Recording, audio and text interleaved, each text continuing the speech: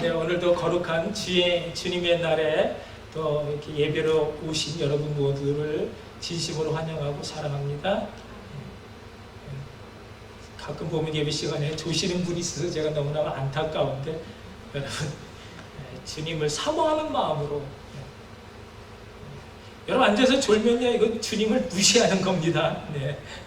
말씀을 사모하면요 성령님이 우리에게 감동을 주시면 그 감격이 한 말씀이라도 우리에게 생명이 되어지는 줄로 믿습니다. 그것이 성도의 능력인 것입니다. 여러분 2009년도 한국통계청의 조사에 의하면 사람의 수명을 80년으로 기준으로 살 때 인생 80년 동안 가장 많이 보내는 것이 잠자는 시간이라고 합니다. 잠자는데 3분의 1, 무려 26년을 보내고요. 그 다음에 일하는 시간이 21년, 그 다음에 먹고 마시는데 9년, 그리고 미디어, 우리가 신문, 잡지, 셀폰 보는데도 7년의 시간을 보내고요. 그리고 차를 타거나 걸어서라도 이동하는데 보내는 시간이 6년 걸린다고 합니다. 그리고 화를 내는데 5년, 누군가를 기다리는데 3년, 그리고 우리가 웃으면서 보내는 시간은 얼마나 될까요? 웃으면서 보내는 시간은 고작 20일이라는 겁니다. 우리가 웃는 거가 뭐 길게 웃을 수는 없지만, 아무리 그래도 우리가 80년 인생을 사는데 고작 20일 동안만 즐겁게 웃으면서 살아갈 수 있다면 우리 인생이 너무나 슬프고 허망한 것이 아니겠습니까? 물론 이것은요 믿지 않는 세상 사람들 얘기고요, 예수 믿는 우리는 다르겠지요? 여러분 달라야 합니다. 여러분 우리가 어떻게 살아야 된다고요? 웃으면서 기뻐하며 즐겁게 살아야 합니다. 아멘. 그래서 주님도 사도 바울을 통해서 주 안에서 항상 기뻐하라, 내가 다시 말하노니 기뻐하라 하고 말씀했고요. 또 항상 기뻐하라, 쉬지 말고 기도하라, 범사에 감사하라, 이는 그리스도 예수 안에서 너희를 향하신 하나님의 뜻입니다 말씀하셨습니다. 여러분 하나님이 허락해 주신 우리 인생, 항상 기뻐하면서 살지 못하고 항상 찡그리면서 산다면 그것은 하나님 말씀에 불순종하는 것입니다. 그렇다면 여러분은 항상 기뻐하십니까? 여러분이 그냥 기뻐하는 것이 아니라 항상입니다. 항상이라는 말은 좋을 때만 아니라 나쁠 때에도 무조건이라는 뜻입니다. 그러니까 화나고 또 슬프고 외롭고 또 뭐 짜증나고 우울해지고 불안해지고 또 쪼그라들고 뭐 궁핍해지고 궁색해지고 고통당할 때라도 어떻게 해야 된다고요? 무조건 기뻐하라는 것입니다. 내가 여러 가지 시험을 만나거든 어떻게 여기라고요? 온전히 기쁘게 여기라. 이는 너희 믿음의 시련이 인내를 만들어내는 줄 너희가 알미라 했습니다. 그러니까 화내야 될 때도 웃으라는 것입니다. 왜요? 웃으면 복이 오기 때문이 아니고, 웃으면 젊어지고 건강해지기 때문이 아니고, 웃으면 오래 살기 때문이 아니고, 우리가 항상 기뻐하는 것은 바로 하나님의 뜻이기 때문입니다. 네. 문제는 우리가 어떻게 항상 기뻐할 수 있는가입니다. 여러분 우리가 기뻐하는 것은 거기에 대한 분명한 이유와 근거가 있기 때문에, 그런데 그 근거가 바로 언제나 변함이 없는 것이기 때문에 우리가 항상 기뻐할 수 있는 것입니다.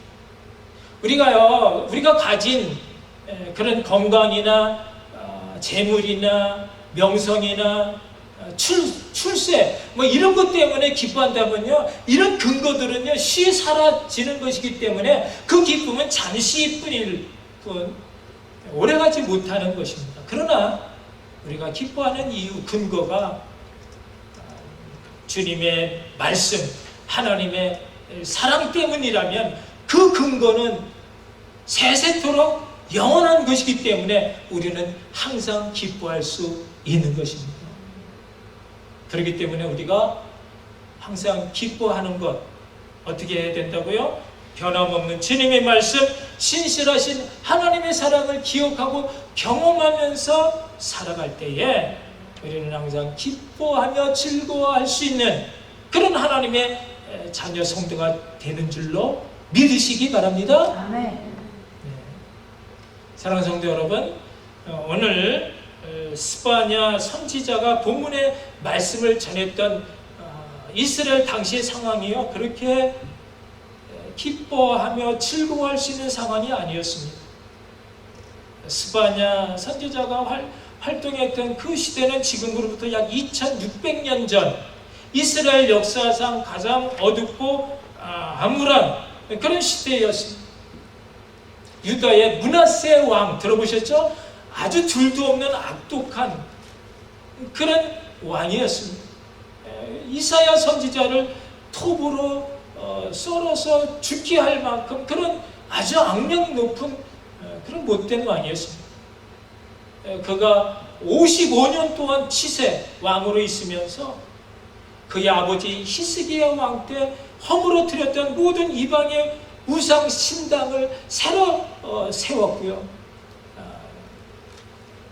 바알과 아세라 목상을 다시 만들었고 하늘의 1월 성신의 그런 우상 제단을 쌓았습니다. 하나님 보시기에 아주 못된 짓만 하다가 죽었고요. 그리고 그의 아들 암몬이 왕이 올랐지만 그도 역시 아버지를 따라서 못된 짓을 너무 많이 했기 때문에 2년 뒤에 암살되고 말았습니다. 그리고 그의 아들 어린 요시아가 왕위에 8살 나이로 왕위에 올랐으니 그가 종교 개혁을 단행하고 선정을 베풀기까지는 그가 20살이 되어야 돼. 그 20살이 되기까지 기다려야 했던 그때에 바로 스바냐가 하나님의 말씀을 받았습니다.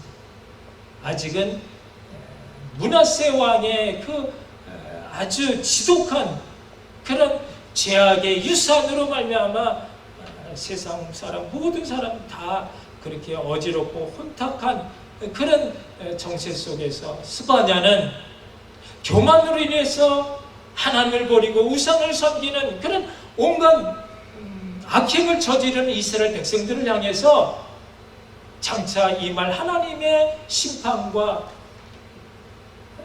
그 진노 그것을 지금 선포하고 있습니다. 그런데 오늘 스바냐는 이런 암담한 현실 앞에서 하나님의 심판만을 말한 것이 아니라 그 가운데서도 그 악한 그런 세상 가운데서도 우상 숭배에 가담하지 않고 믿음을 지킨 하나님의 사람들을 남겨두셨다고 말씀을 하십니다. 그들은 하나님을 신뢰했고 신뢰하는 만큼 하나님은 그들을 어떤 상황에서도 함께 하시고 보호해 주신다 말씀하시는 것입니다. 여러분, 예수 믿는 성도는요, 그 어떤 경우에서라도 지킬 것은 지킬 줄 알아야 그래 세상과 구별된 거룩한 하나님의 자녀 성도가 되는 것입니다. 아무리 시대가 악하고 혼란스럽다 할지라도 성도는 믿음을 지킴으로 이 시대 남은 자로 서야 하는 것입니다. 이 남은 자는 악을 행하지 않고 거짓을 말하지 아니하므로 세상에 두려울 것이 없는 사람이라고 말씀하십니다. 오늘 보면 14절에서 이렇게 외칩니다. 시온에 따라 노래할지어다. 이스라엘아 기쁘게 부를지어다. 예루살렘 따라 전심으로 기뻐하며 즐거워할지어다. 지금요 예루살렘 사람들이 이렇게 기뻐하며 즐거워할 상황이 아닌 것입니다. 하나님의 심판이 이미 선포되었고 하나님의 진노의 날이 지금 눈앞에 코앞에 성큼성큼 다가오고 있는 것입니다. 실제로 스바냐가 이렇게 예언한 그 얼마 뒤에 이 이스라엘은요 바벨론의 침공을 받아서 다 멸망당하고 말았습니다. 그렇지만 하나님이 이미 정하신 그 고통의 날들을 믿는 성도, 남은 자들도 피해갈 수 없는 것입니다. 하나님이 정하신 그 심판 같이 당하는 것이지만 그러나 그 당하는 그들 심령 가운데 하나님이 함께 하심으로 그들은 이기게 되는 것입니다. 거칠고 험난한 포로 생활, 노예 생활을 해야 했습니다.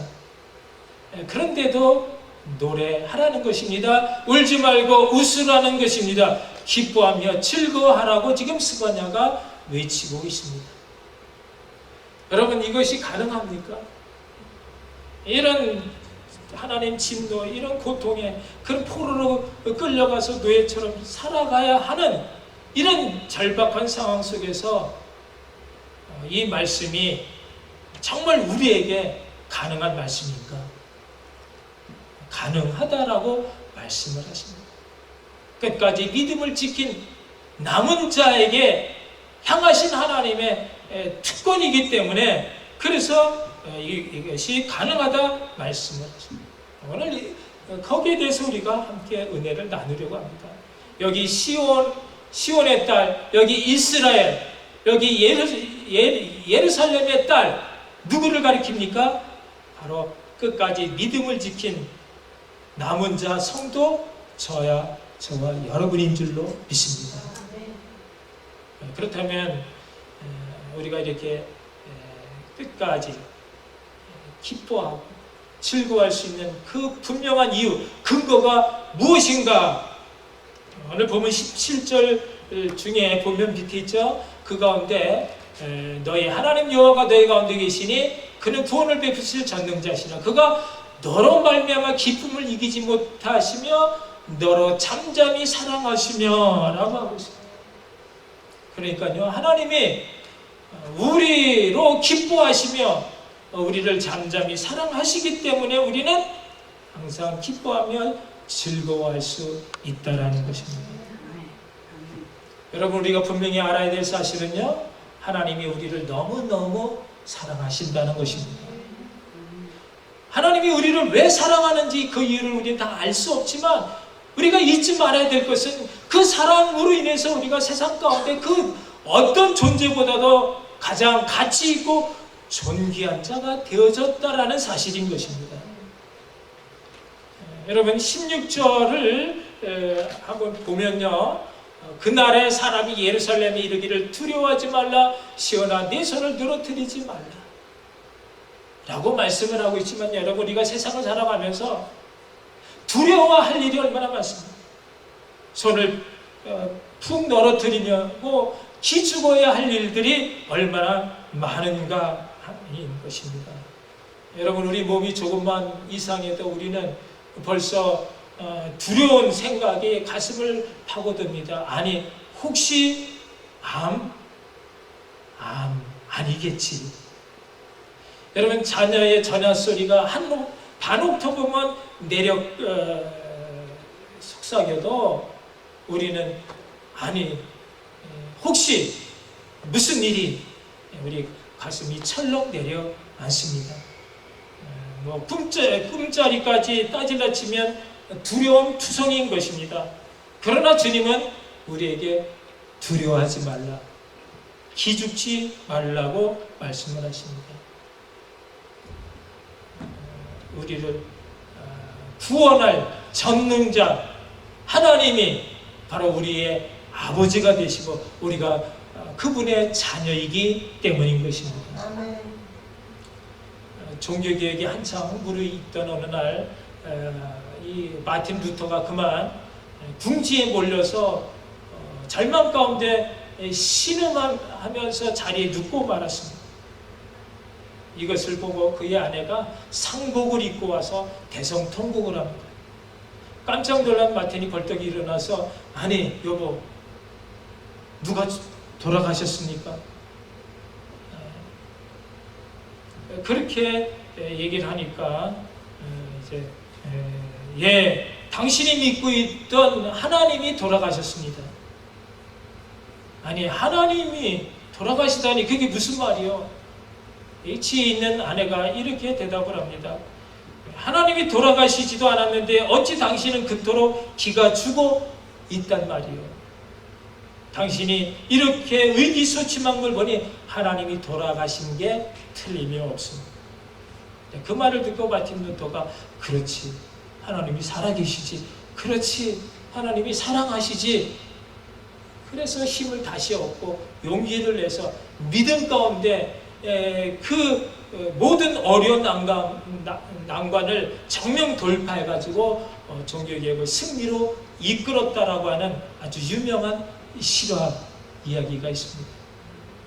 여러분, 살아계신 하나님, 구원을 베푸실 전능자 하나님이 우리 가운데 이 시간 우리와 함께 계시는 줄 믿으시기 바랍니다. 아멘. 하나님이 우리를 위하시면 세상에 그 무엇이 두려울 것이 있겠습니까? 자녀인 우리를 하나님의 사랑에서 끊을 세상에 그 어떤 것도 아무것도 없다라고 사도 바울은 로마서 8장 35절 이에서 이렇게 감격으로 노래하고 있습니다. 누가 우리를 그리스도의 사랑에서 끊으리요? 환난이나 공고나 핍박이나 박해나 기근이나 적신이나 위험이냐 칼이라. 세상에 아무것도 하나님을 이길 수 있는 것이 없습니다. 세상에 아무것도 그 하나님의 사랑보다 능가하는 것이 없습니다. 세상에 아무것도 자녀된 우리를 그리스도 예수 안에 있는 하나님의 사랑에서 끊을 수 없느니라. 할렐루야. 아멘. 여러분, 그 사랑이 어느 정도냐 하면요, 그 사랑이 우리로 인하여 그 기쁨을 이기지 못하는 그런 사랑입니다. 우리를 얼마나 사랑하는지, 우리 때문에 그 사랑, 그 기쁨을 이기지 못하는 사랑. 여러분, 이것은요, 부모가 자녀를 바라보는, 하나님이 우리를 바라보는 그런 기쁨이요 사랑인 것입니다. 어떤 목사님이 마침내 손주를 보았습니다. 평소에는 산적처럼 그렇게 무뚝뚝했던 목사님이셨는데 품에 안으니 너무 사랑스럽고 이뻐 보이는 겁니다. 저도 첫 손녀를 보니까 어찌나 예쁘고 사랑스러운지요. 제가 입이 근질근질해서 자랑하고 싶지만 제가 꾹 참고 있는 겁니다. 근데 이 목사님은요, 그냥 사람 만나기만 하면, 그 이제 친구 목사님들이겠죠. 손주 얘기를 너무 자주 하니까 목사님들이 이제 손주 얘기하려면 어떻게 하라고요? 돈 내라고. 그러니까 목사님 10만 원짜리 수표까지 내놓으면서, 그러면서도 그렇게 손주 얘기를 했습니다. 입이 근질근질해서 도무지 참을 수가 없는 겁니다. 어제는 아기가 뒤집었다. 또 처음에 몰랐는데 그 양쪽 볼에 예쁜 보조개가 들어가더라.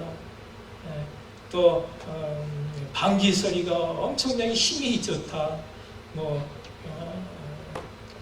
점점 자기 내부리코를 닮아간다. 똥싼 얘기까지 별 시시콜콜한 그런 이야기를 시리즈로 너무 진지하게 하니까 나중에는 그 친구 목사님들이 아예 돈을 주면서 이제 제발 좀 손주 얘기하지 말라고 그렇게 했더라는 거예요. 여러분, 세상에 어떤 얘기가 황금똥을 쌉니까? 그냥 누런 똥일 뿐인데 너무 사랑스러운 그것이 황금으로 보이는 겁니다. 여러분, 하나님이 우리를 보실 때 그렇다라는 겁니다. 그것이 우리를 향하신 하나님의 마음이고 사랑이고 기쁨이다라는 것입니다. 도무지 이길 수 없는 기쁨인 것입니다. 돈을 내려면 돈까지 다 내놓으면서 감출 수 없는 그 기쁨인 것입니다. 왜 그렇습니까? 내 손주이기 때문입니다. 내 피붙이 살붙이 쳐다볼수록 어딘가 나 닮은 구석이 있기 때문이라는 것입니다. 그래서 하는 짓마다 예뻐 보이는 것입니다. 우리가 예수님의 피붙이 그 생명을 나눠 가진 자녀이기 때문에 하나님은 우리를 그렇게 보신다라는 것입니다. 그래도 못나고 연약하지만 우리 가운데 그 어딘가 예수님을 닮은 그 구석이 조금이라도 있기 때문에 우리를 떼어놓고서는 한시도 살 수 없는 그것이 바로 잠잠히 사랑하시는 하나님의 기쁨인 것입니다. 잠잠히 사랑하시는 아버지 하나님을 바라보시기 바랍니다. 여러분, 잠잠히 사랑한다라는 이 말은요, 그 옛날 뼈대 있는 가문의 주인이 너무나 귀한 아들을 때릴 수가 없어 잘못한 아들 대신에 종을 불러서 종을 야단치는 것과 같은 것입니다. 종이 야단치는 것을 보면서 아들이 자기 잘못을 뉘우치는 것입니다. 하나님의 택한 백성 이스라엘이 그 잘못을 뉘우치게 하기 위해 하나님은 주변의 이방 나라들을 하나하나 다 먼저 심판하셨습니다. 정신 차리라는 것입니다. 옆집에 불이 났는데 태연하게 잠을 청하는 사람은 없습니다. 깨어 정신 차리게 됩니다. 하나님은 우리의 잘못을 돌이키도록 우리 주변을 먼저 주십니다. 사람을 통해서든 주변 환경을 통해서든 먼저 경고의 사인을 주십니다. 심지어는 자연 환경을 완전히 뒤집어 놓기도 합니다. 이것이 잠잠하게 사랑하시는 하나님의 모습인 것입니다. 여러분, 하나님이 우리를 하나님의 사람답게, 하나님 자녀답게 만들어 가시기 위해서 얼마나 애쓰고 힘쓰는지 아십니까? 철없는 그런 사춘기 아들을 하나님 왕국의 왕자로 만들기 위해 그냥 두자니 망가지게 생겼고, 제대로 가르치자니 견디지 못하고 도망칠 것 같은 그런 조바심으로 조심조심 우리를 다루어 가시는 것입니다. 그 사랑 때문에 우리는 고난 가운데서도 기뻐할 수 있습니다. 그리고 이제 우리가 기뻐하고 즐거워해야 할 또 하나의 근거가 15절 말씀에 우리가 함께 같이 읽겠습니다. 여호와가 내 형벌을 제거하였고 내 원수를 쫓아냈으며 이스라엘 왕 여호와가 내 가운데 계시니 내가 다시는 화를 당할까 두려워하지 아니할 것이다. 그러니까 하나님께서 그들의 형벌을 제거하셨다라는 것은 이제 그들의 죄를 다 용서해 주셨다라는 뜻입니다. 돌아서면 죄 짓는 그들, 또 우리들, 하나님은 얼마나 잘 아십니까? 그칠 줄 모르는 탐욕과 거짓으로 인해서 날마다 더럽혀진 그런 옷을 보시면서도 그런 우리를 용서하시고 새 옷을 입혀 주시겠다라는 것입니다. 여러분, 어떤 분은요, 교회에 오면 회개하라 소리를 내가 무슨 큰 죄를 지었다고 그렇게 생각하시고 거부감 가질 수 있는데요. 또 수치감 가질 수 있는데 그게 아니죠, 여러분. 우리가 매일 똑같은 세수를 반복해서 해야 하듯이 성도에 있어서 회개는 너무나 자연스러운 일상인 것입니다. 죄 많은 세상에 사는 동안 하나님의 자녀라도 어쩔 수 없이 죄를 짓는 것입니다.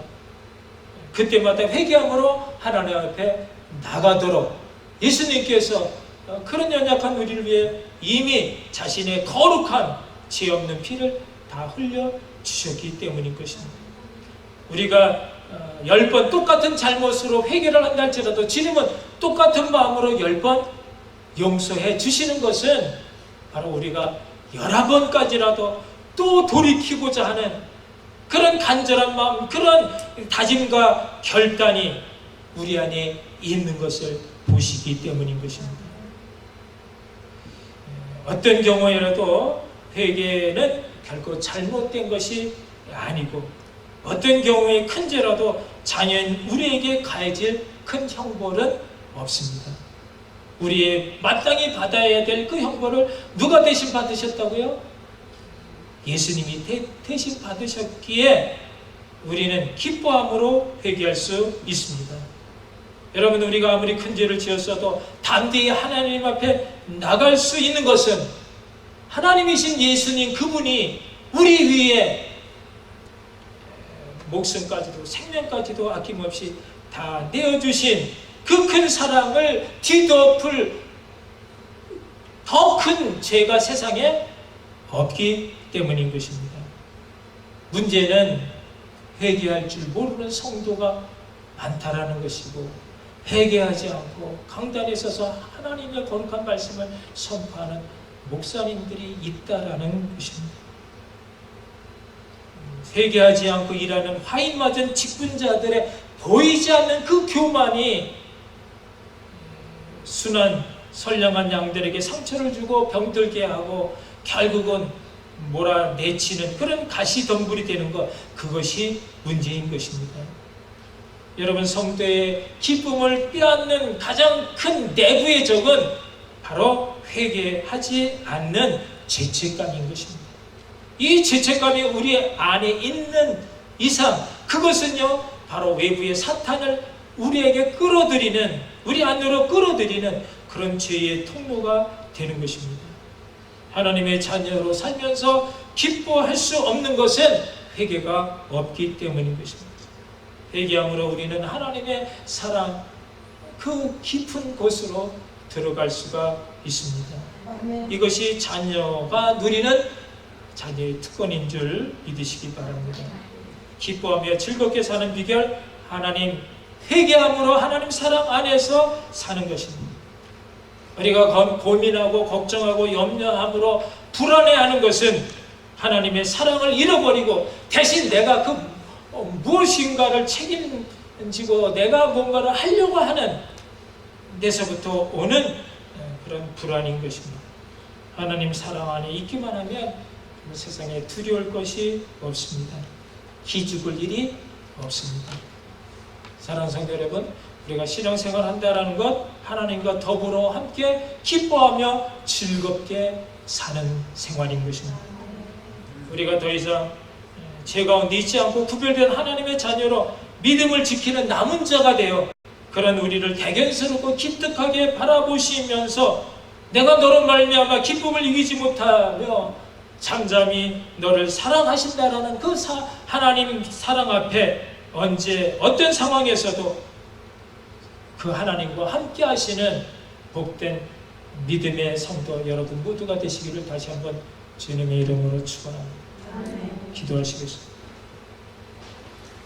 여러분, 나에게 하나님 가장 싫어하는 우상이 뭐가 있는지, 내가 돈을 하나님보다 더 사랑하고 있지는 않은지, 내가 내 몸을 아끼느라고 새벽 기도도 못 나가고 주의 일에 헌신하지 못하는 것은 없는지, 내가 자식들 뒤치다거리하고 자식들 핑계대느라 하나님의 그 초청에 우리가 응하지 않는 적이 또 얼마나 있는지 우리 자신을 곰곰이 생각해 보면서 정말 나는 이 모든 삶 가운데 하나님과 함께 하심으로 기뻐하며 즐거워하는 복된 은혜의 삶을 살고 있는지 그런 삶을 살게 해달라고 다시 한번 하나님께 기도하시겠습니다. 사랑의 하나님, 은혜를 감사합니다. 오늘도 오셔서 말씀 가운데 비춰주시고 우리 자신을 찾아서 거룩하신 우리에게 구원을 베푸실 전능자 하나님 앞에 주님의 은혜와 사랑 가운데 살게 해주신 이 놀라운 은혜 하나님 감사를 드립니다. 우리는 참으로 연약하고 무지해서 때론 주님을 멀리 떠나고 내 마음대로 세상 욕심을 쫓아 살아갈 때도 있지만 그런 우리를 하나님 한시도 버려두지 아니하시고 어찌든지 깨닫고 돌이켜 회개함으로 하나님 앞에 베풀어 주신 놀란 그 신령한 은혜와 복을 따라 살아가기를 간절히 기다리는 그런 부모, 아버지의 마음으로, 엄마의 마음으로 하나님 저희들을 지켜주신 은혜, 저희들을 이 시간 다시 한번 깨달아